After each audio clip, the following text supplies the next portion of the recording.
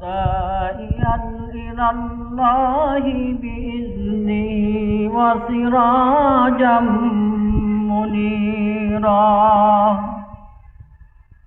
قال الله تعالى في كلامه المجيد والفرقانه الحميد: أعوذ بالله من الشيطان الرجيم. بسم الله الرحمن الرحيم. يا أيها الذين آمنوا هل أدلكم على تجارة تنجيكم من عذاب أليم.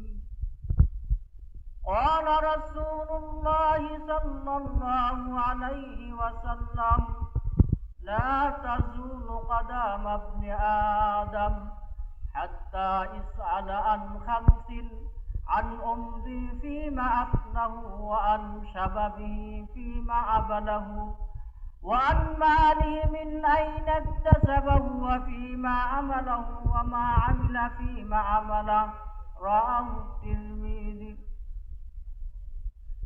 আজকের ইসলামী সম্মেলনের আজকে উপস্থিত সম্মানিত সভাপতি, উলামায়ে কেরাম, সামনে উপবিষ্ট আছেন আমার শ্রদ্ধাভাজন ব্যক্তিবর্গ, পর্দার আড়ালে মা ও বোনের, আসসালামু আলাইকুম ওয়া রাহমাতুল্লাহি ওয়া বারাকাতুহু।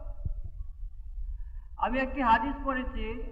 রাসূলুল্লাহ সাল্লাল্লাহু আলাইহি সাল্লাম বলেছেন যে কিয়ামতের ময়দানে মানুষের পা এক বিন্দু পরিমাণ সামনের দিকে আগাতে পারবে না।